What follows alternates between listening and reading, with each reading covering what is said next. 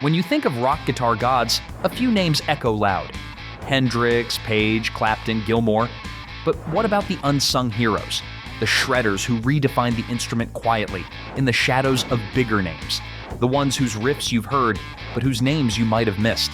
Today, we're cranking up the amps to 11 and shining the spotlight on the most criminally underrated guitarists of the 70s and 80s. These are the innovators and tone magicians that every real rock fan needs to know. Stick around, you just might discover your next guitar obsession. Number 1, Terry Kath.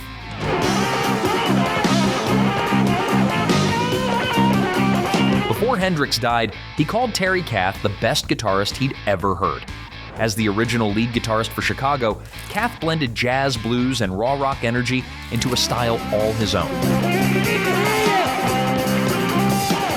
On tracks like 25 or 6-4, his tone was gritty, his solos explosive, and his live performances utterly unhinged.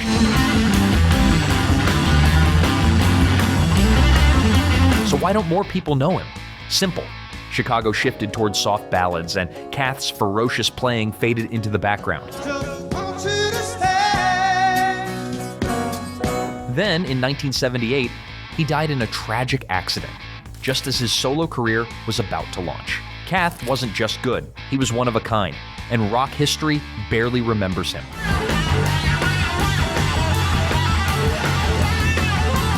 Number 2, Danny Gatton.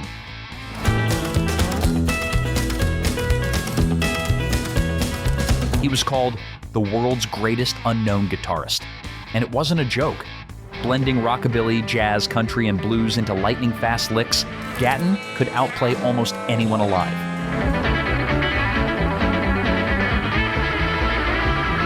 His tone was pristine, his technique surgical, and his range mind-blowing.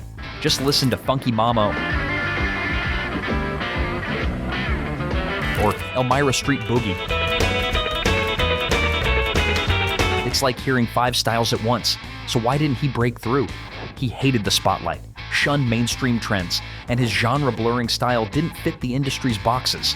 Tragically, he died by suicide in 1994, still relatively unknown to the masses. Guitarists worship him, but outside that circle, he remains a mystery. Number 3, Jan Akkerman. He was bending genres before most guitarists could bend strings. As the lead guitarist for Dutch prog rock band Focus, he fused classical, jazz, and rock into a seamless melodic force. On tracks like Hocus Pocus and Sylvia,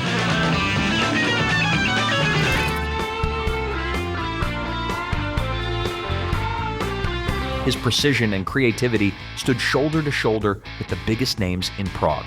He was even voted best guitarist in the world by Melody Maker in 1973, beating Clapton, Page, and Beck.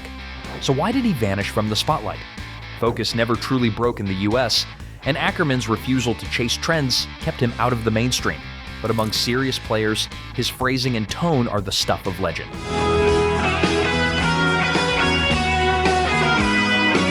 He's a virtuoso, lost in time, and long overdue for rediscovery.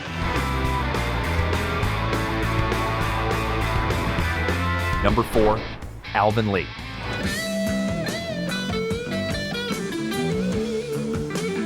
He lit up Woodstock in 1969 with a blistering performance of I'm Going Home, and instantly became a cult legend.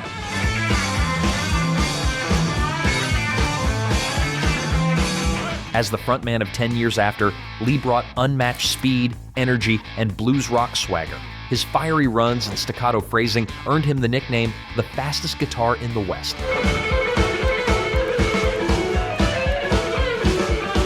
But after the initial burst of fame, his star faded.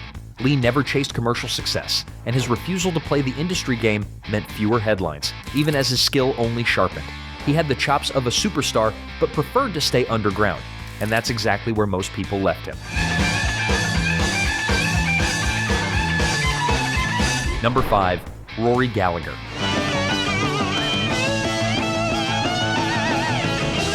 He didn't need a flashy image or a hit single, he just needed a Strat and a stage.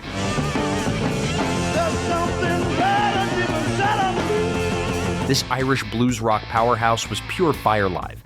His tone was raw, his solos electric, and his feel unmatched. Albums like Tattoo and Irish Tour 74 showcase a player who bled emotion through every note.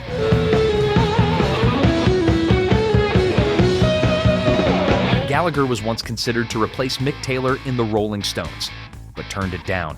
That tells you everything about his dedication to doing things his way.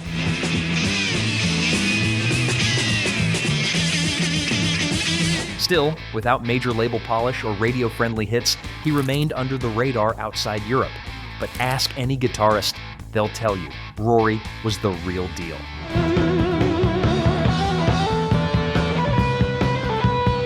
Before we keep going, let's pause for a second. Out of these first 5 guitarists, who blew your mind the most? Was it Terry Kath's raw power, Rory Gallagher's soulful grit, or maybe Jan Akkerman's genre-bending finesse? Drop a comment below and let us know which one you think deserves way more love. We're just getting started, and trust me, the next names might surprise you even more. Number 6, John Sykes.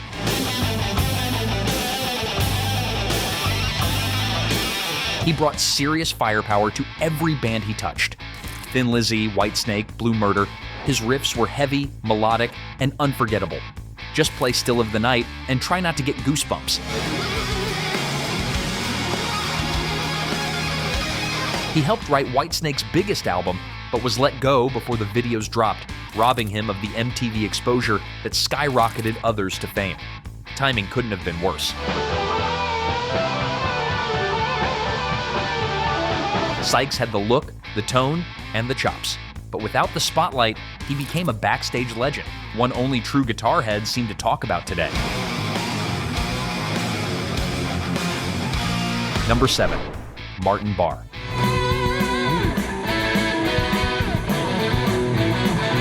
As Jethro Tull's longtime guitarist, Martin Barre crafted some of the most intricate and underrated guitar work in classic rock. His solo on Aqualung,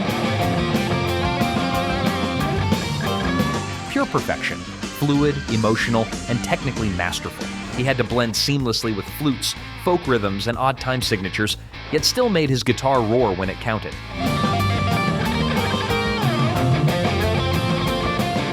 So why so overlooked? Tull's image was dominated by frontman Ian Anderson and his flute-wielding theatrics. Barre never chased the spotlight, he just quietly delivered brilliance for over 2 decades. He wasn't flashy, he was surgical, and that's exactly why he deserves more credit. Number 8, Phil Keaggy.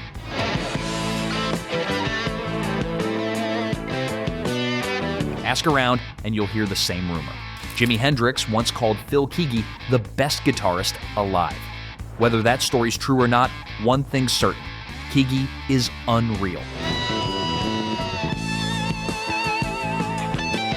A master of fingerpicking, looping, and melodic phrasing, he built a legacy in Christian rock while flying completely under the mainstream radar. Albums like The Master and The Musician are masterclasses in tone, emotion, and creativity. Why is he underrated? Because he never chased fame. His spiritual focus and niche audience kept him out of the limelight.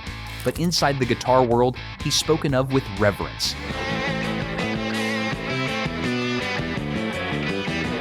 Quiet, humble, and technically astonishing, Keaggy is the definition of a hidden legend.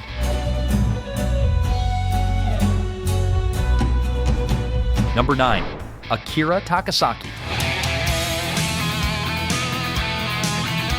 If Eddie Van Halen had been born in Tokyo, he might have sounded like Akira Takasaki. As the guitarist for Japanese metal band Loudness, Takasaki delivered blazing fast riffs, tap solos, and wild harmonics with surgical precision. His 80s tone was razor sharp, and his playing blended Western flash with Eastern discipline. In Japan, he was a guitar hero, but in the West, barely a blip, thanks to language barriers, marketing misfires, and a crowded metal scene.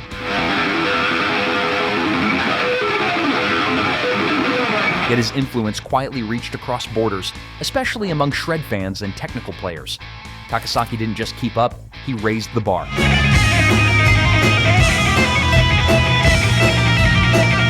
Number 10. Rik Emmett.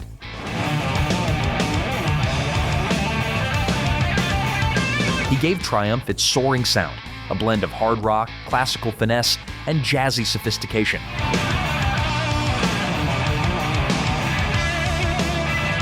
His solos on tracks like Lay It on the Line and Magic Power were melodic, technically tight, and packed with emotion. He wasn't just shredding, he was composing.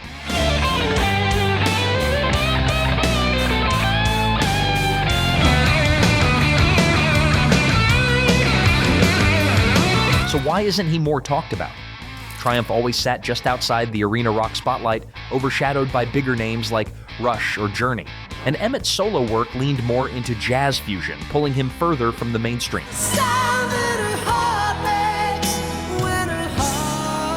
But for those who listen closely, Rik Emmett is one of the most well-rounded players of his era.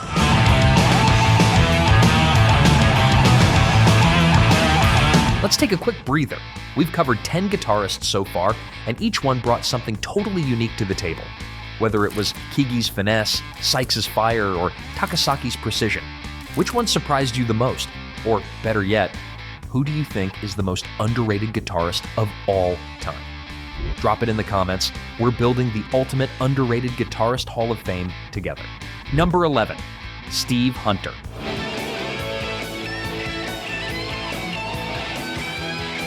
You've probably heard Steve Hunter's playing, even if you didn't know it was him.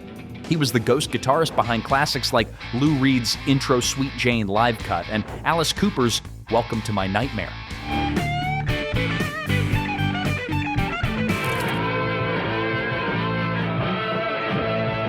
His tone was smooth, cinematic, and emotionally charged, often setting the mood before a lyric was even sung.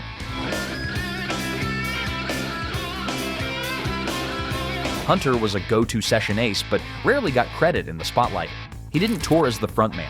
He just delivered gold from the shadows. Quietly essential, criminally overlooked. Steve Hunter is a guitarist's guitarist.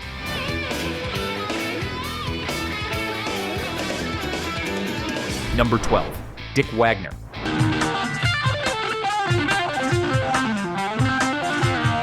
Often paired with Steve Hunter, Dick Wagner was the other half of rock's most underrated guitar duo.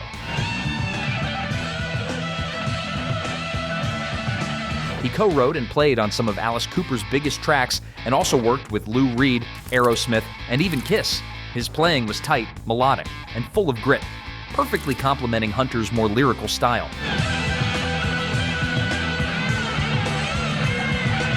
But Wagner was more than just a sideman.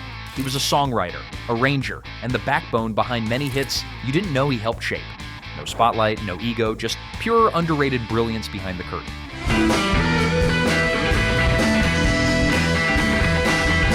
Number 13, Allan Holdsworth.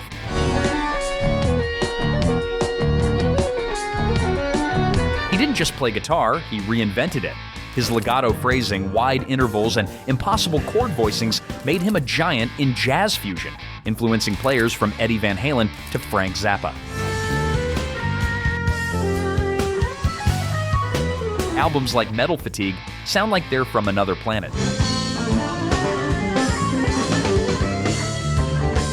But Holdsworth wasn't about hooks or commercial appeal, he was about pure expression. That made him a hero among musicians and a mystery to the masses. His style is complex, even alien at first, but once it clicks, it changes how you hear guitar forever. Number 14, Brian Robertson.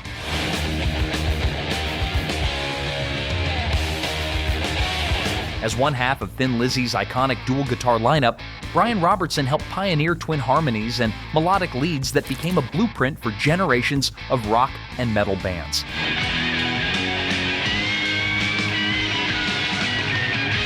His work on The Boys Are Back in Town and Emerald showcased a mix of bluesy swagger and technical finesse.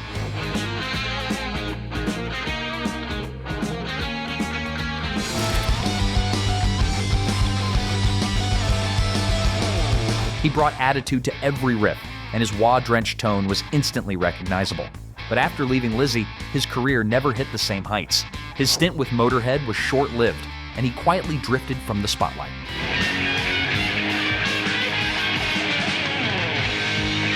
Robertson helped define a sound, but never got the glory. Number 15, Andy Summers.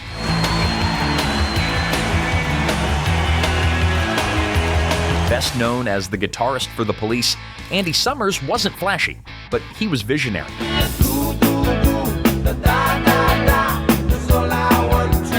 While others chased speed and distortion, Summers used delay, chorus, and complex chord voicings to create atmosphere.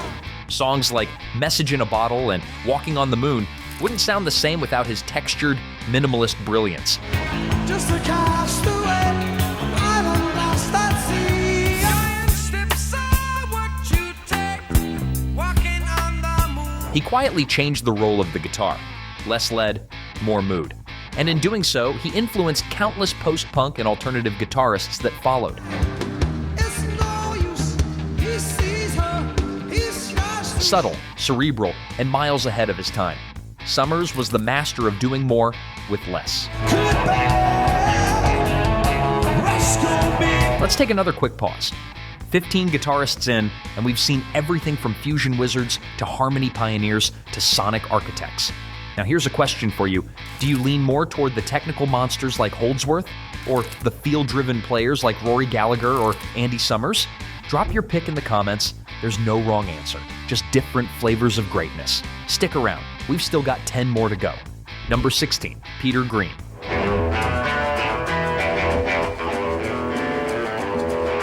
Before Fleetwood Mac became a pop powerhouse, Peter Green led them as a raw, blues-driven force, and his playing was hauntingly beautiful.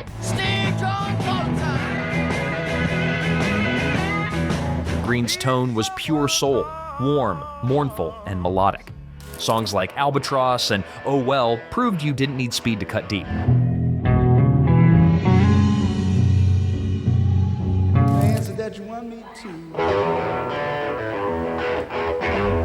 Even B.B. King once said, "He has the sweetest tone I ever heard. He was the only one who gave me the cold sweats."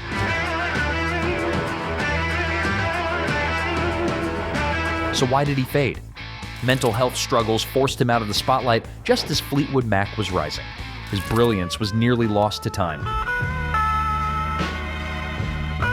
But real blues fans know, Peter Green was one of the greats.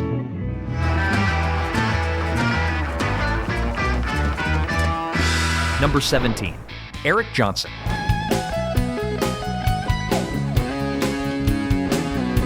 He is one of those guitarists whom others worship. Best known for Cliffs of Dover, his tone is pristine, his phrasing crystal clear, and his technique nearly flawless.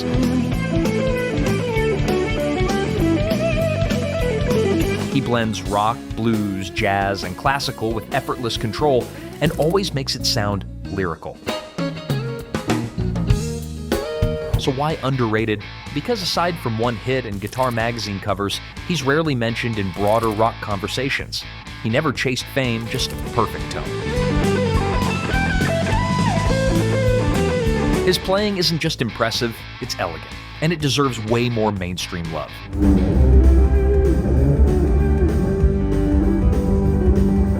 Number 18, Mick Ronson.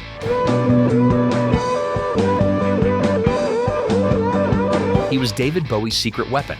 As the guitarist and arranger behind the Spiders from Mars, Ronson shaped the sound of Ziggy Stardust with thick, glam-infused riffs and soaring leads.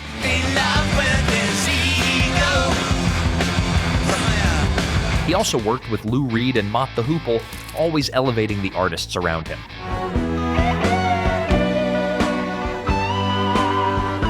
He wasn't flashy, but he was essential. His tasteful playing and orchestral approach to arrangement made him more than just a sideman. He was a visionary. But in typical Ronson fashion, he never hogged the spotlight, and that's why many still don't realize just how much of Bowie's magic came from his guitar.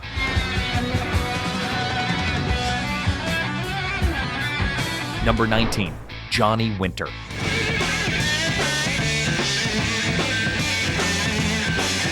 He was a blues rock hurricane, fast, fiery, and fearless.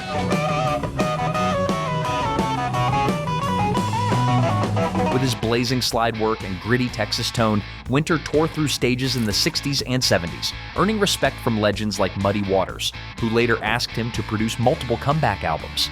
Tracks like Be Careful with a Fool or Highway 61 Revisited showcase his raw power and relentless speed.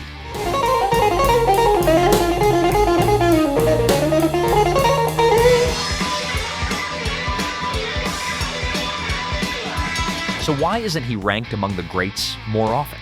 Maybe because he looked more like a blues anomaly than a rock star, or maybe because his wild energy didn't fit the radio mold.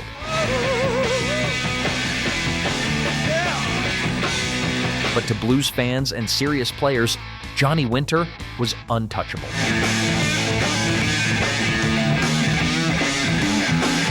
Number 20, Bill Nelson.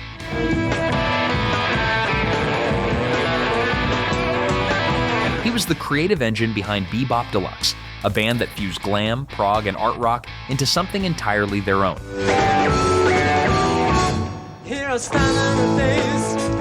His guitar work was melodic, futuristic, and rich with texture.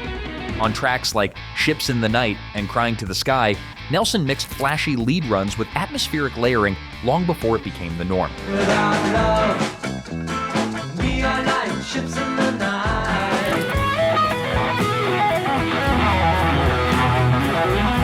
He had the chops and the ideas, but Bebop Deluxe never hit it big in the US, and Nelson's later solo work drifted into experimental territory, keeping him out of the spotlight. A brilliant mind with a painter's touch on guitar, Bill Nelson remains one of the era's best-kept secrets. Let's take one last quick break. We're down to the final 5, and so far we've covered slide masters, sound sculptors, and straight-up shredders. Which underrated guitarist from this list so far do you think deserves a full documentary to themselves? Let us know in the comments. We're always looking for deep dive ideas. Number 21, Alex Lifeson.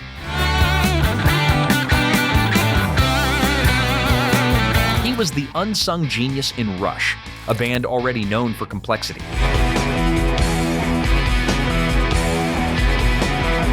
While Geddy Lee and Neil Peart got much of the spotlight, Lifeson quietly built a guitar style that fused prog rock precision with raw emotion. Listen to La Via Strangiato or Limelight. His chord choices, textures, and solos are surgical.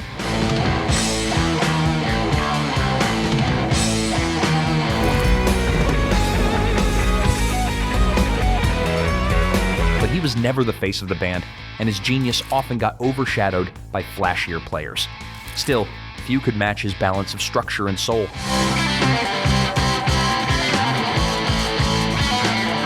Lifeson wasn't loud about it, but his playing spoke volumes.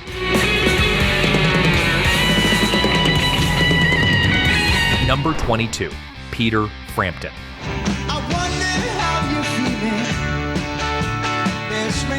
He was once everywhere, but somehow his guitar skills got lost behind the fame. Yes, Frampton Comes Alive was a monster hit. But beneath the talkbox, Gimmick was a seriously skilled player. His phrasing was lyrical, his tone warm, and his live improvisation smooth as glass.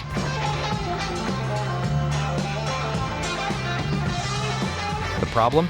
He became a pop icon, and pop rarely respects guitar heroes. When the fame faded, so did the recognition of his actual musicianship. I can't believe this is happening to me. But revisit his playing, especially live, and you'll hear a guitarist who absolutely deserves more respect.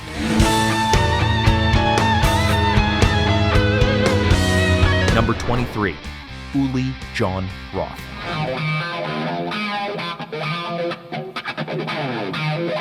He wasn't just ahead of his time, he was outside of it.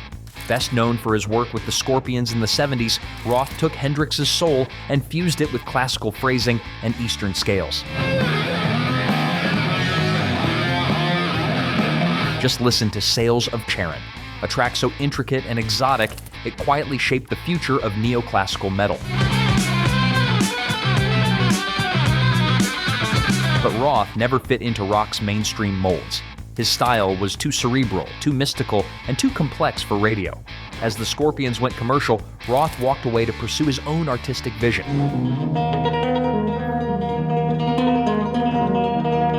Guitarists revere him. The public still doesn't know his name.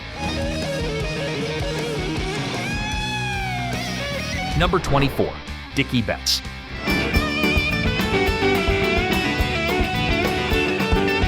Often overshadowed by Duane Allman, Dickey Betts was the other half of the Allman Brothers' twin guitar magic, and an essential part of their sound.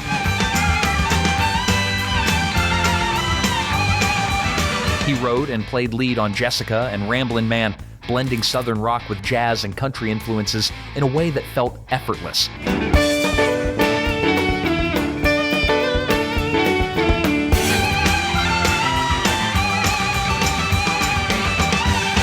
His phrasing was melodic, his tone golden, and his improvisation smooth as a riverbed.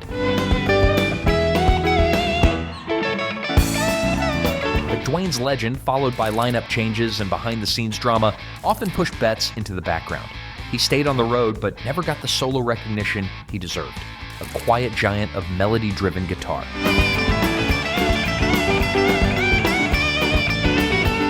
Number 25, Andy Powell.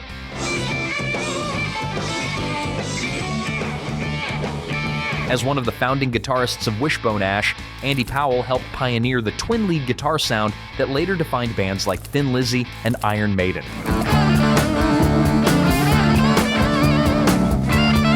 His work on the album Argus is especially noteworthy. Fluid, melodic harmonies that weave through prog, blues, and folk influences with grace.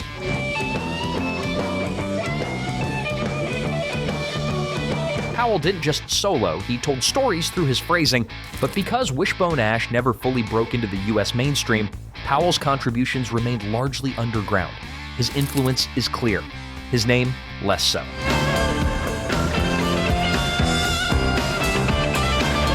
One of rock's most quietly influential players, still flying under the radar. The fire, the